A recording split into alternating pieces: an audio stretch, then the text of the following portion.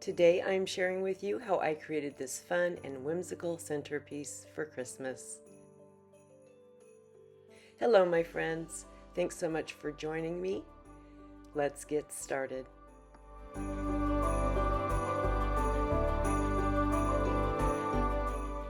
This is a box that I picked up at the thrift store. I'm going to go ahead and sand this down and get it cleaned up, all ready for paint. Now, this is right out of the gate here. I started to have paint problems. This was the only paint I had in the color that I wanted. I'd actually bought some chalk paints in red, but none of them were the right shade of red for me.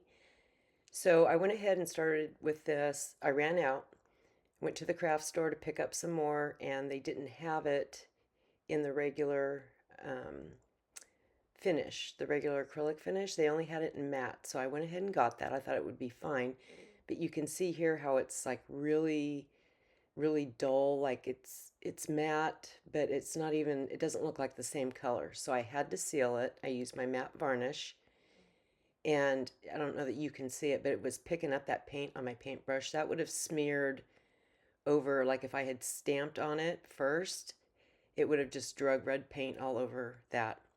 So while that dries, I'm going to take these styrofoam combs from Amazon in 10 inches, 8 inches, and 6 inches. On the largest cone, I needed to do a base coat of my white gesso because I'm going to be decoupaging onto this. So I wanted it to have a nice base coat. I'm using DIY's liquid patina to apply some torn bakery tissue. You can also use regular tissue paper or toilet paper, paper towels, whatever you want. I'm going to apply this, purposely making some wrinkles and just adding some interest and texture to the tree.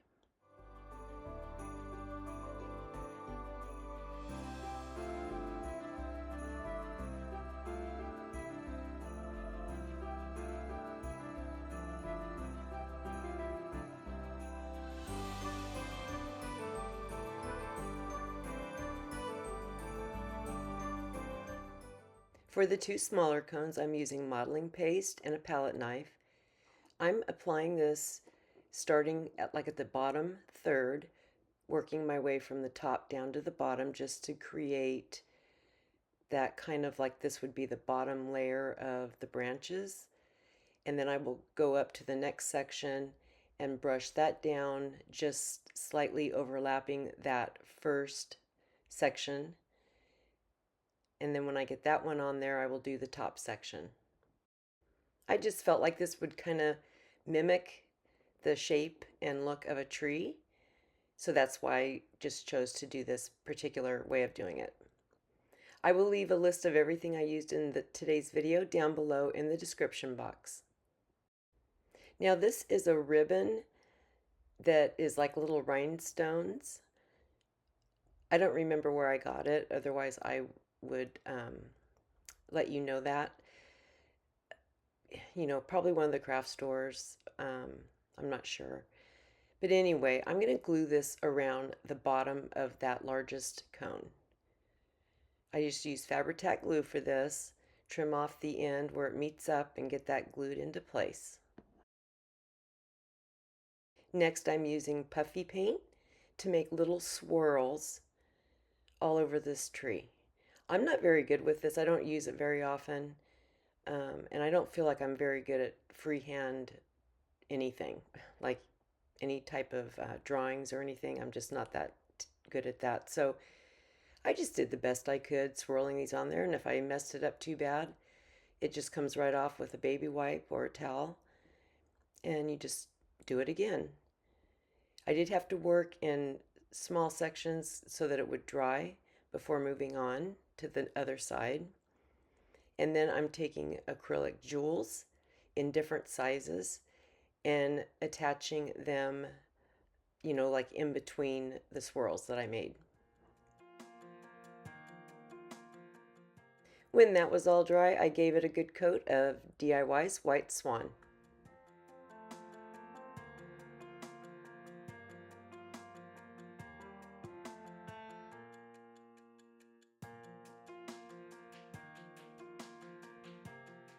When that was dry, I gave it a coat of the matte varnish.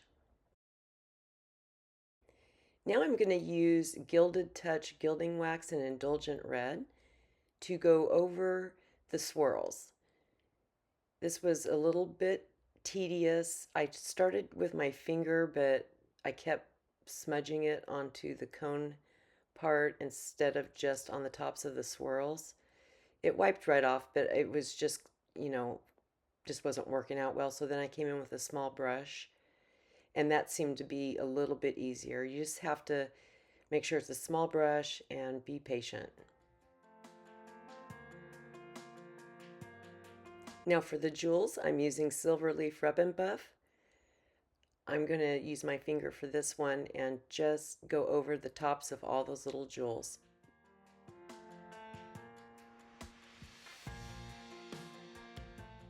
Now for the bottom where that ribbon is, I'm using a little embossing stylus to fill in the little circles on there are indented. So this worked out really well. I could just dip it in the Rub and Buff and then smush it into the little recessed circles. And I'm going to do a row of that silver, and then I'm coming in with that same red and doing the next row, and then repeating that for the next 2 rows.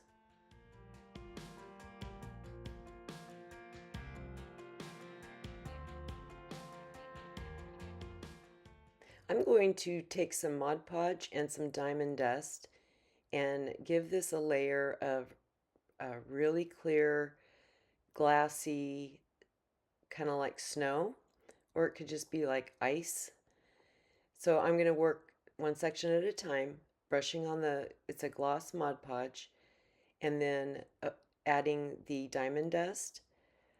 I had mine in this little shaker bottle, but it really didn't come out of the bottle that easily. So you could probably just like take a spoonful and just kind of pour it over it instead. It'd probably be a lot quicker. I'm going to just put that excess back in the little jar. And once that dries up a little bit, I can move on to the next section. Look how sparkly that is. It's really pretty.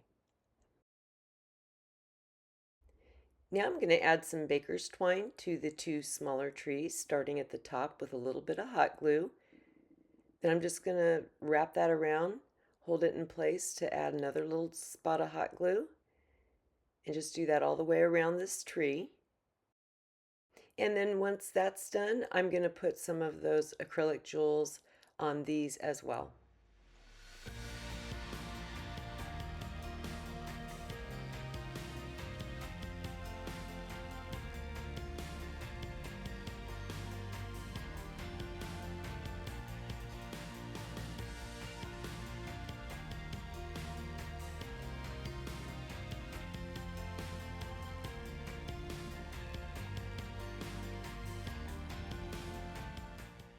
Now both these trees are going to get a couple of coats of Dixie Belle's Palmetto.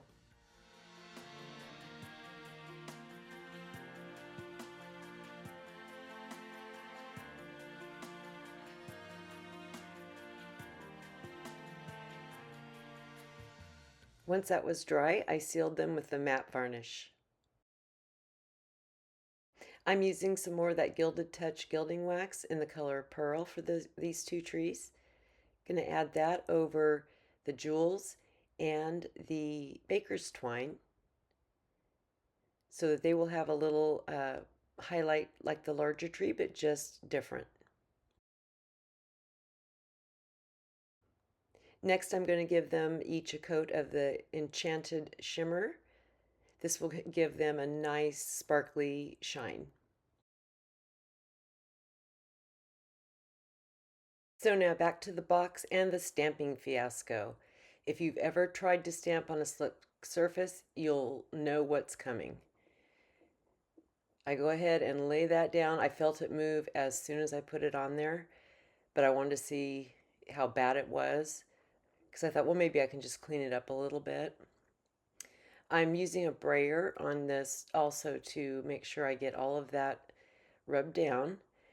And so I thought, well, maybe I can clean it up, but it was too sloppy. So I ended up just wiping all that off. I did it a second time where I mispositioned it, So I wiped it off again, and then I actually had to repaint and reseal because it didn't come completely off. So now this is the third time that I tell you, that's why it's best if you can stamp on a matte surface. It grabs better, it looks clearer, but this one wasn't too bad, so I went ahead and stayed with that third try. Now I'm going to mix a little bit of the Enchanted Shimmer with some white acrylic paint and water that down. I'm going to do some little splatters over the box to simulate like little snowflakes. And by mixing these two, it makes the white paint not quite so opaque because I didn't want it to overpower the white ink on the front of the box. So I'm just using a little fan brush, hitting it with the handle of a larger paintbrush. I put the mask down over my stamp so that I wouldn't get any of the splatters onto that stamp. Then I took a piece of tape to remove that like straight up so I wouldn't slide it around into that fresh paint. Now I have a piece of styrofoam, and I'm using this instead of like floral foam. I just had to cut an extra piece and glue it on to make that piece of foam wide enough for the box. I'm unrolling some cotton balls, kind of spreading them out a little bit, and I'm going to glue these down on top of the styrofoam. I'm using Titebond Quick and Thick, watered down a little bit to make it easier to spread it on there. I'm going to work in sections, putting the glue on and then putting the little cotton balls on top of that. I'm purposely making sure that they hang over the edge a little bit because that piece of styrofoam doesn't go completely to the edges of the box. So I want something to be able to fill that open space up. Once I have all those on there, I do give this a coat of the Rust-Oleum Crystal Clear sealer. That will keep the fuzzies from coming up when I apply my glue to add some of the fake snow. So now I'm going to go ahead and glue this down into the bottom of the box with the Titebond Quick and Thick. And then I wanted to put some weight on it to help it adhere to that bottom. I want this to be permanent. So I just grabbed a stack of the molds and put them down in there and let that dry. Now I've got some different size stars here. I've got two little wooden ones, and then these are the kind that have the adhesive on the back. I think those are from Hobby Lobby. I wasn't sure what size I was going to need for my tree, so I just grabbed these 4 different ones. And I'm cutting down toothpicks to glue onto the back of the stars so that I can poke those into the tops of my trees. These little clips really come in handy for these small projects. It just held those in place for me until they were dry, and then they were ready for paint. I started with a base coat of gray, got all those painted, and then went in with a metallic called, which one is this? Oh, Shimmering Silver. They all get a couple of coats of that color. Then I'm going to apply that same diamond dust. So I'm spreading some of the glossy Mod Podge on and then sprinkling on the diamond dust.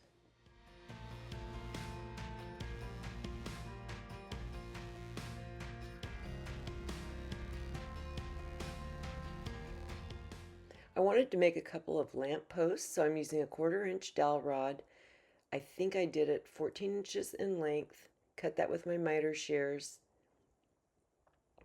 and then I just used the first one to mark the second one and cut that one down. And then I'm taking a piece of scrapbook paper that's a red and white stripe, and I'm cutting a strip, and I'm going to check to make sure that this will wrap all the way around my dowel rod. And since it was the right size, I used that piece just to mark where I should cut the other one.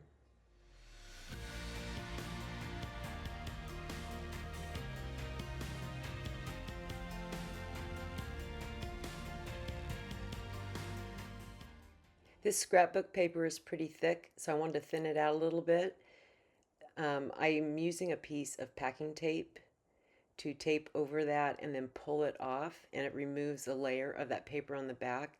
This will make it a lot easier to wrap around and glue onto that dowel rod.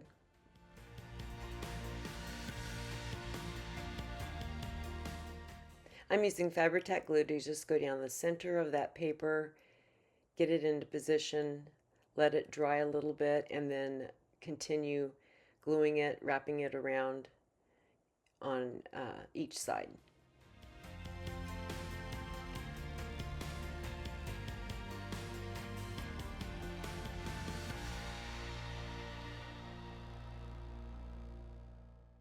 I'm using a bamboo skewer to poke a hole down in there, first with the pointy end and then the fatter end, so that I know that it's big enough for my dowel rod to go into.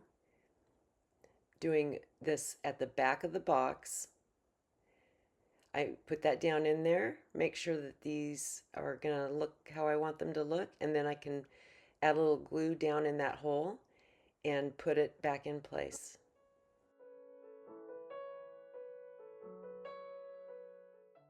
I'm checking the measurement across the top of the light poles so that I can make this little map as to where I want my light bulbs to go. I'm using the silver leaf rub and buff to go over this piece of paper covered wire. I want it to have a more of a metal look.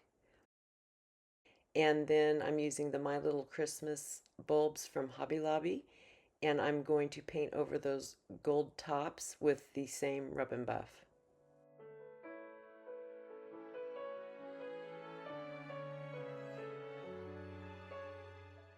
I'm starting with the center bulb.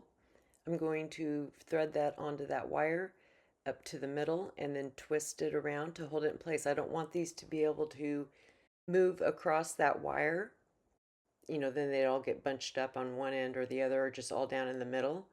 So I need to wrap that around so that they stay in place. Then I can line that up on my little map and see where I need to put the next bulb. So I can just kind of mark that with my pencil, slide that on there, and then get it as close to that position as I can. It doesn't have to be perfect. I just want a guideline. So move it into place, wrap the wire around, and I just do that for every bulb that I put on here. Having that reference on paper was really handy. I was able to check this with every bulb to make sure I wasn't getting too far off base. It's a cold night, baby, and I'm on my way to you. So now I need to attach this to those light poles, and I'm going to tell you, I had no reference for this. All of this whole vision was just in my head, and I didn't necessarily know how to make it work. So I'm totally just working through this, trying to problem solve as I go. I thought I can attach it to the top with the Fabri-Tac glue and then wrap those wires around the edges. But we'll come back to that in just a little bit. So now I need to make my Frosty. So I've got these two styrofoam balls. I think 2-inch and 3-inch or something like that. I'm going to flatten off the ends of each one and then insert a toothpick into one and glue those two balls together. Then I will add a little bit of hot glue around that neck just to make it extra secure. You have to be really careful. The hot glue will melt that styrofoam, which I did get a little bit of that, but it gets covered with a scarf. So now I'm giving it a coat of that white Swan by DIY. And since he's a snowman, I wanted him to have some texture. So I'm going to do a second coat with some salt wash mixed in. There's different types of texture mediums that you can get, but you can also just use baking soda. That works really well.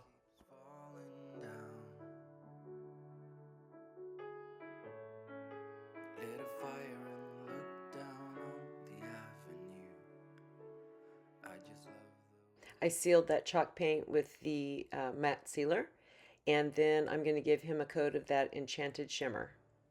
You carry the crown.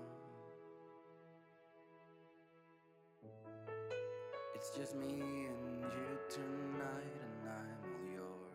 For his hat, I'm using one of these that I picked up from Hobby Lobby. They have little hangers on the top, so I just snipped that off, getting it as close to the top of that hat as I can. I'm putting some glue on the inside of the hat so I can insert a couple of cotton balls. That will give me more of a surface to adhere the hat to his head. We'll be in our happy place. I'm going to go ahead and glue that on first before we do anything else to him. It'll give me a good reference point for where to put his eyes. For the eyes, I'm using these straight pins that have the pearl tops on them. I need them to be black, so I'm painting them with some glass paint. I thought that would probably adhere best onto this kind of surface. So I'm going to paint those and cut them down a little bit so that they don't go too far into his head. Now I've got this little piece of ribbon that I'm just going to glue in half. This will be his scarf. This December will be I have a little piece of scrap craft stick that I've used on other projects. I'm cutting that down to make his nose. And then I will paint that little piece orange. and I am truly yours in every way. So hold me now. I'm using Fabri-Tac glue to apply the scarf. Now this ribbon is wired, and that actually made this really easy. I like the way it held its shape. I didn't have to worry about it flopping one way or the other that I didn't want it to. I could completely bend it and make it the way I wanted it to go. So now for his mouth, I'm going to use some more straight pins. These have the black heads, but they are smaller than the ones I did for the eyes, which is what I wanted. So that's why I picked those two larger ones and painted them. I'm going to insert his eyes first. Then I'm going to glue on his nose. And then we can add the pins to make his mouth. Christmas time, bring joy to people in this town. In this way we make the world go round. In December I just let the peace take over. Now I need to poke a little hole for his arms. I have these little pieces of fake branches that I was able to trim down to be size appropriate.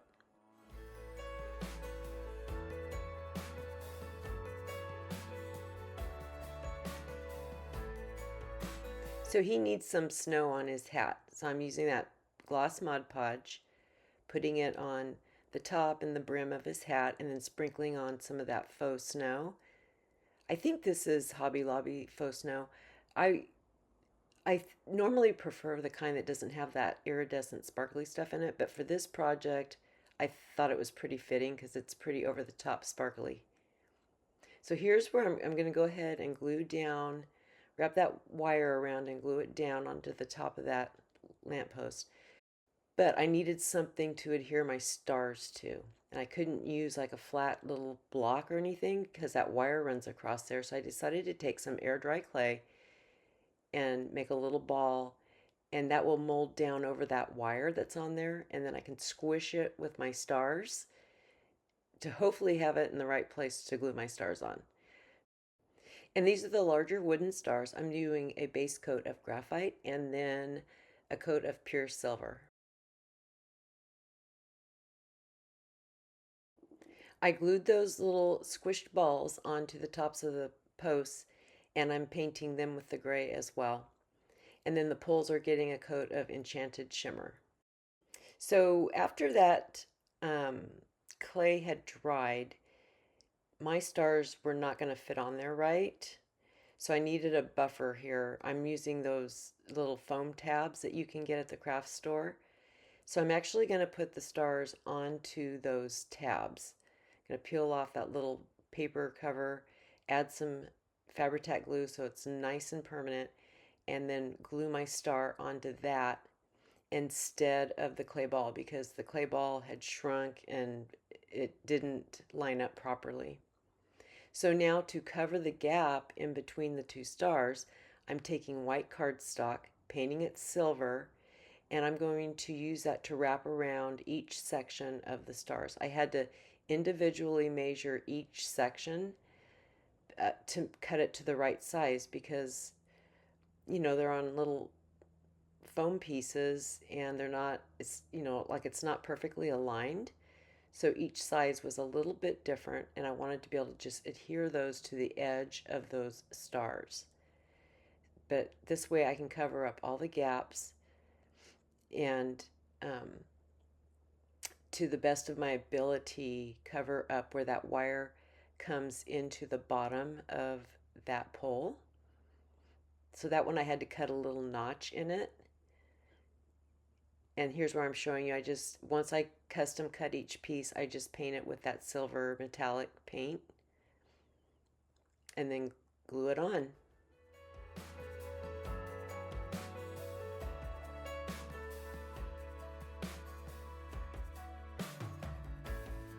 I'm just a few blocks from you now, a water drive, and the snow keeps falling down. So there's one star done, one more to go. But it's time to start assembling. So I glued in some toothpicks on the bottoms of my trees, and using Titebond Quick and Thick, I'm going to glue these into place. And the reason I'm wearing gloves for this one is because it has that diamond dust on it, and that stuff will cut your hands. So I gloved up for this one. Let this Christmas be the best we've ever had, under a starlit sky. Now with my trees in place, I want to add some snow to the stars. So I'm going to put some of that glossy Mod Podge on there and add some of that faux snow onto the tops of those. It's just me and you tonight, and I'm yours. We'll be in a happy place. This December will be the best, I'm pretty sure. And I'm truly yours in every way. I put my little Frosty in place, and now we can work on adding the candy. I've got these little lollipops from Hobby Lobby and some of the gumdrops. I need to trim off the hangers. And then I will add some of that fake snow to the tops of the lollipops. Here are the gumdrops I'm going to use. I'm going to remove those hangers. I'm not going to add any snow to these. I'm just going to glue them into place. Now it's Christmas time. Bring joy to people in this town. In this way we make the world go round. In December I just let the peace take over. At this point, I was double checking gaps around the edges, so I just added in some extra cotton rolls where there were gaps that I needed to cover up.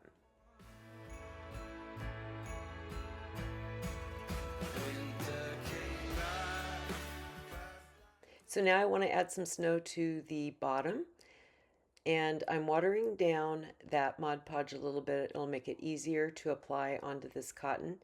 And it already is a lot easier because I sealed it, so it went on really well. And I'm just sprinkling that snow into those areas, working in sections, applying the glue, and putting down the snow.